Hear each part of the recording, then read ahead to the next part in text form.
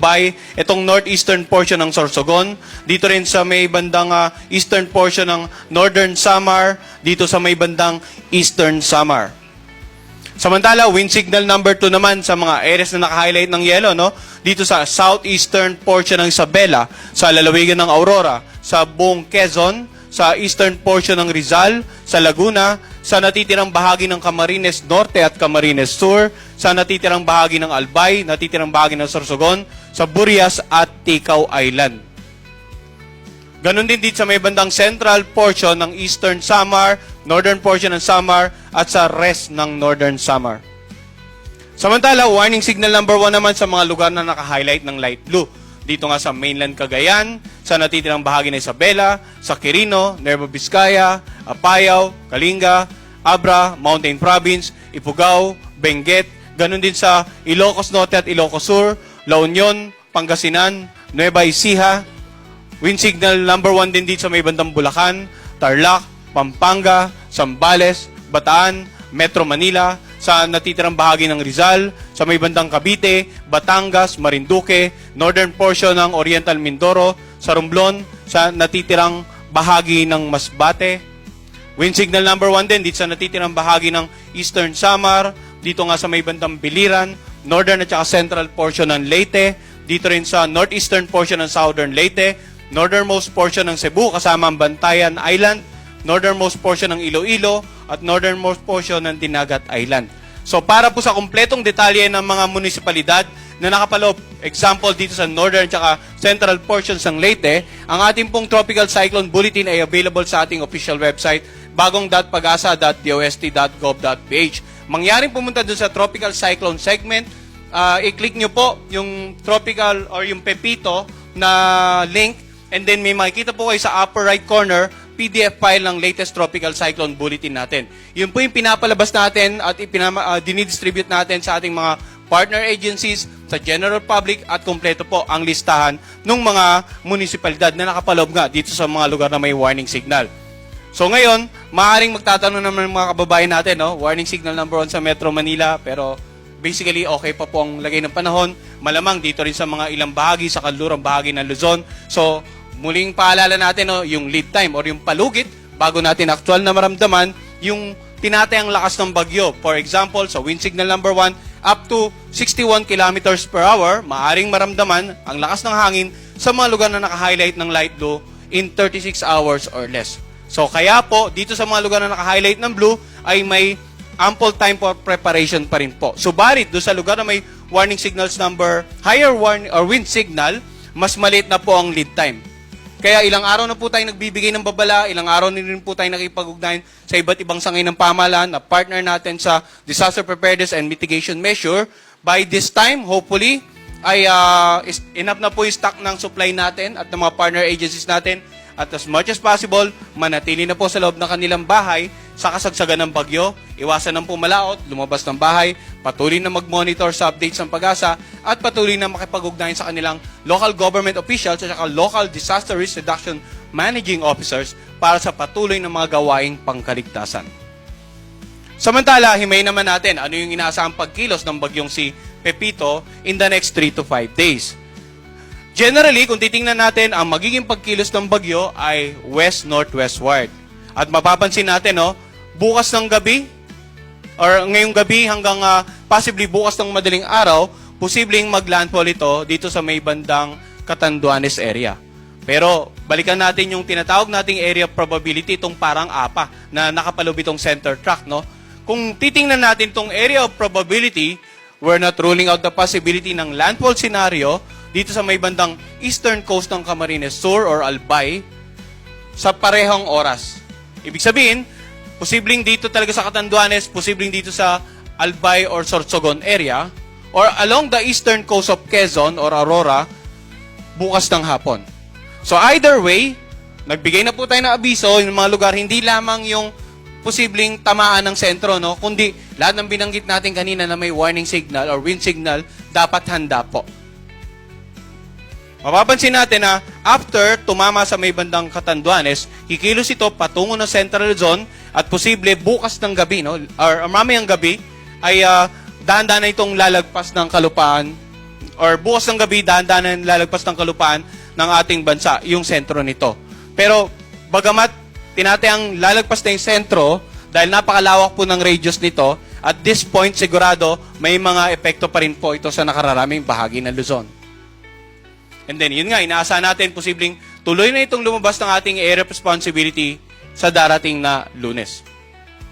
So, ano naman yung inaasahan natin pag-ulan, no? Nasimulan natin sa severe winds, sa lakas ng hangin, sa pagkilos in the next 3 to 5 days. Ngayon naman, ano yung epekto in terms of mga pag-ulan sa ilang bahagi ng ating bansa?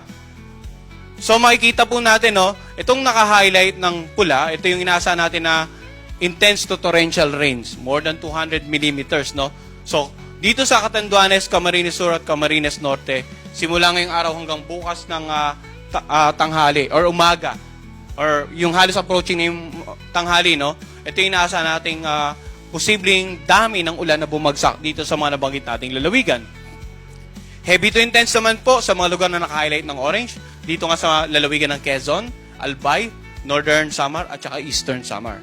Samantala, moderate to heavy rains naman dito sa mga areas na naka-highlight ng yellow.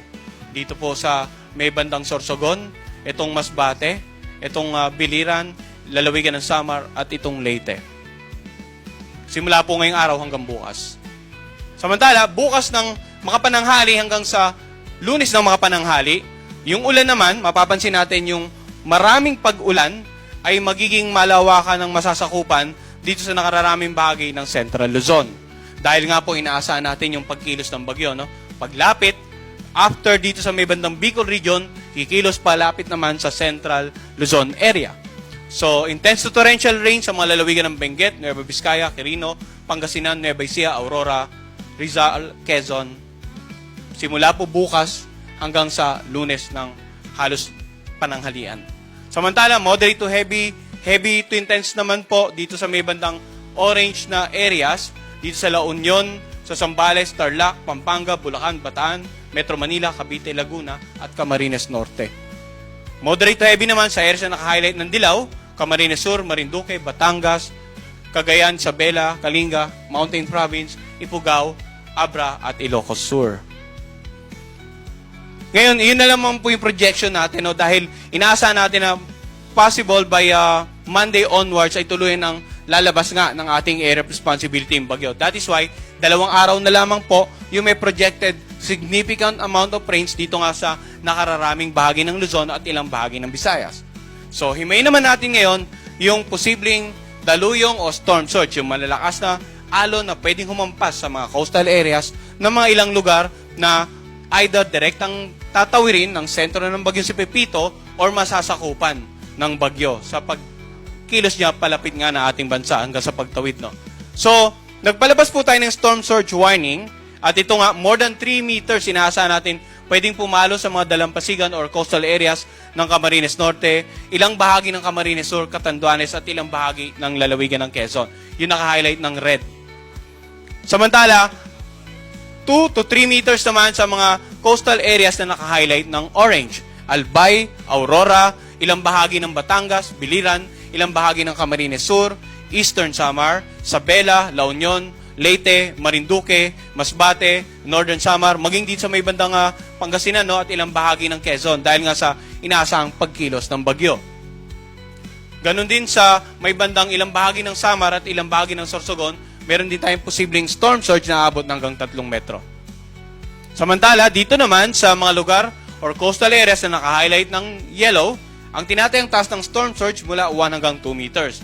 Dito nga sa Bataan, ilang bahagi ng Batangas, Bulacan, Cavite, Ilocos Norte at Ilocos Sur, sa La Union, dito rin po sa National Capital Region, particular sa 1st, 4th at 3rd District, sa may bandang Pampanga rin, portion ng Samar, portion ng Sorsogon at Zambales. So ito pong storm surge na to, mapapansin nyo, confined po sa mga coastal areas, no? Binabanggit lang natin yung malalawigan dito, pero titingnan natin yung mapa para ma-identify natin ano yung coastal areas. At meron din po tayong available na listahan ng mga munisipalidad. Ayon sa tinataya nating storm surge warning, available din po sa ating website ito, bagong.pagasa.dost.gov.ph para sa kompletong listahan po. Ngayon, tiningnan din natin yung posibleng high tide episode ngayong araw sa ilang bahagi nga ng mga southern Luzon, Visayas area dahil nga ina-anticipate natin yung paglapit ng bagyo, no? Ang ating pong tidal predictions, high tide ay galing sa NAMRIA. Makikita nga natin, no? Dito sa may bandang Samar provinces, Eastern Samar at Samar ngayong araw, meron tayong mga high tide episode. Northern Samar, sa may bandang Sorsogon, Albay, Masbate, Camarines provinces at Catanduanes. Ngayon, kaya po natin ipinakita ito dahil bukod doon sa projected nating storm surge at pag nagkataon po na meron pa tayong high tide na episode, inaasahan natin posibleng mas mataas pa yung magiging actual na level ng mga pag-alo na pwedeng humampas po sa mga coastal areas ng mga lugar na binanggit natin kanina. Muli, ipapaalala po natin sa ating mga kababayan, no? Ang heavy rainfall, malalakas na hangin, maging yung storm surge, pwedeng ma-experience din po ng mga lugar na wala sa landfall point. Basta nasa loob po ng peri-peri ng bagyo, basta may warning signal po sila, dapat handa po tayo sa malalakas sa pag-ulan, hangin, at maging sa matataas sa pag-alon sa mga coastal areas or yung daluyong. Para po, mas mapaghandaan natin yung worst case scenario, mas maganda po yung ganitong pag-iisip po ba para mas lalo tayong ready sa paparating na bagyo. Samantala, ito po mga lugar na may gale warning, hindi na po papayagan pumalawat ang anumang uri ng sakyang pandagat.